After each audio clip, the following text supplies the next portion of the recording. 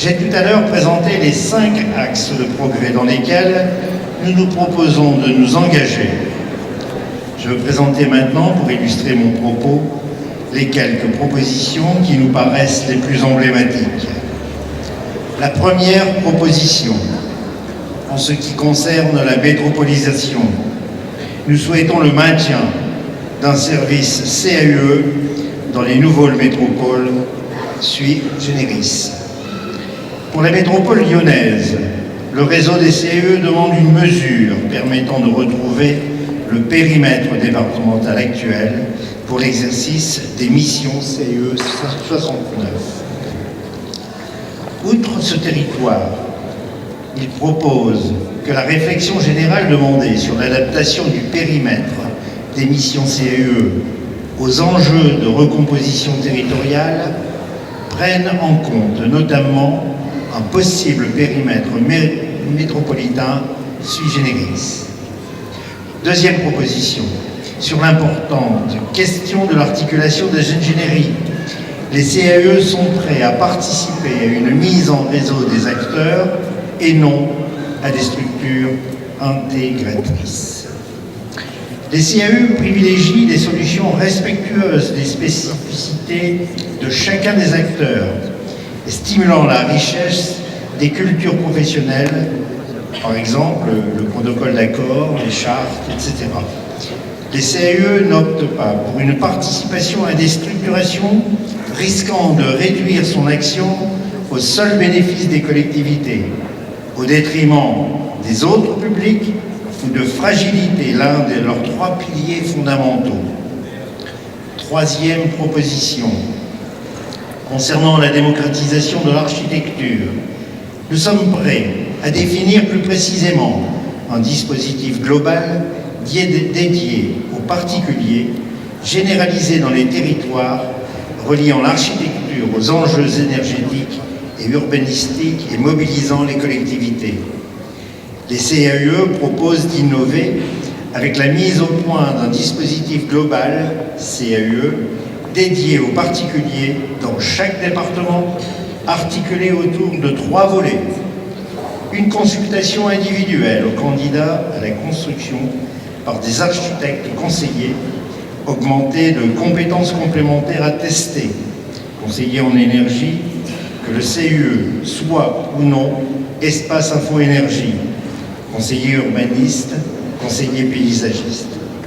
Un atelier collectif d'architecture en partenariat avec la collectivité porteuse d'une politique architecturale et urbaine pour sensibiliser et accompagner les maîtres d'ouvrage, personnes physiques, dans leur démarche jusqu'à les armer pour passer commande au privé. Et en troisième point, un diffuseur de culture architecturale comportant une programmation de production, d'actions et d'événements partenariaux destinés aux particuliers et aux collectivités. La quatrième proposition, en matière d'urbanisme, les CAE doivent renforcer leur offre de services, accompagnant les intercommunalités dans la préparation en amont de la planification territoriale. Ce peut être également, comme cela se fait déjà, un accompagnement dans la structuration de leurs compétences en matière d'urbanisme. Cinquième proposition, dans le domaine de la transition énergétique, il nous faudra renforcer un appui aux collectivités territoriales et aux intercommunalités dans tous les départements, portant les plateformes locales de la rénovation énergétique à destination des particuliers. Les CAE peuvent apporter à cette occasion leur expérience de médiation entre l'habitant, la collectivité, la création architecturale et la filière artisanale. Il faudra aussi qu'ils soient mieux identifiés par le public dans l'organisation du guichet unique du Conseil en énergie. Et maintenant, je veux préciser ce que les CAE se proposent en interne de leur réseau. 3 propositions qui doivent faire renforcer leur efficacité et leur rayonnement.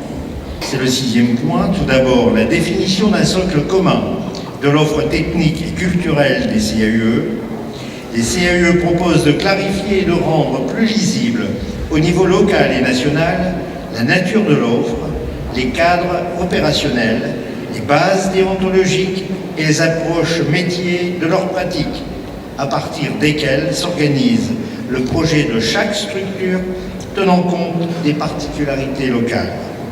Septième proposition, les CAE souhaitent également la généralisation d'une pratique régionale ou interrégionale au sein du réseau.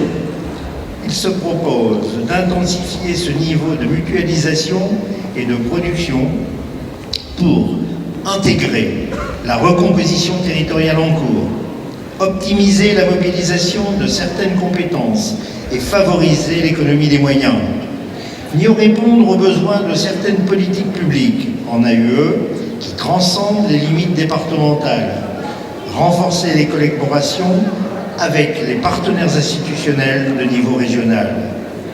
Le huitième point, enfin, et pour faire vivre le mot conseil du C de CAUE, au sens du rassemblement des acteurs locaux de l'AUE, les CAUE proposent de renforcer leur fonction d'animation à l'échelle départementale en multipliant les initiatives de rencontres et de débats publics et en stimulant la vitalité de sa gouvernance.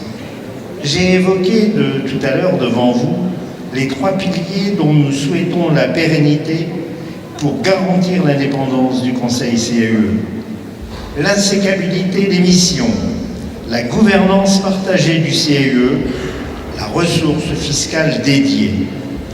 Ces trois piliers pourront probablement aussi voir évoluer. En neuvième proposition, la loi sur l'architecture de 1977 et les statuts types des CAUE, décrétés en 1978, ont été précurseurs de la décentralisation. Aujourd'hui, des amendements mériteraient de traduire certaines évolutions. Les CAUE, par la voie de leur fédération, proposent notamment la reconnaissance de l'échelon intercommunal par la désignation formelle possible d'un élu intercommunal dans la composition du conseil d'administration du CAUE. La reconnaissance de l'échelon métropolitain également par la désignation formelle possible d'un élu métropolitain dans la composition du conseil d'administration. L'ouverture d'une réflexion sur une possible évolution du périmètre d'action du CAUE. Et, pour terminer, l'adaptation de ce neuvième point, bien entendu, l'adaptation de certains termes ou de certaines situations devenues obsolètes dans les statuts types. Le dixième et dernier point pour aujourd'hui, en ce qui concerne un financement consolidé, les CAUE demandent la fixation d'un délai maximum d'information par le département du taux de la part départementale de la taxe d'aménagement dédiée au fonctionnement de la structure, dès lors que le Conseil général prévoit de les financer avec la ressource fiscale. Les CAUE demandent à être informés du rendement de la part départementale de la taxe d'aménagement dès lors qu'une part a été votée par le Conseil général pour les CAUE et que l'État en a été informé par la collectivité conformément à la loi. Il demande la fixation d'un délai de reversement de la ressource fiscale au CAUE dès lors que le Conseil général a recouvré les sommes attendues. Il en va de la bonne gestion des structures et de la continuité du service CAUE.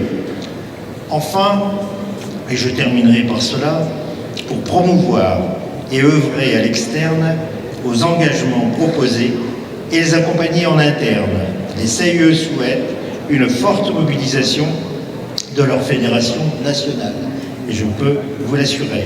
Elle devra pouvoir s'engager davantage dans les concertations publiques nationales, dans le dialogue avec le champ professionnel public et privé et les réseaux partenaires nationaux.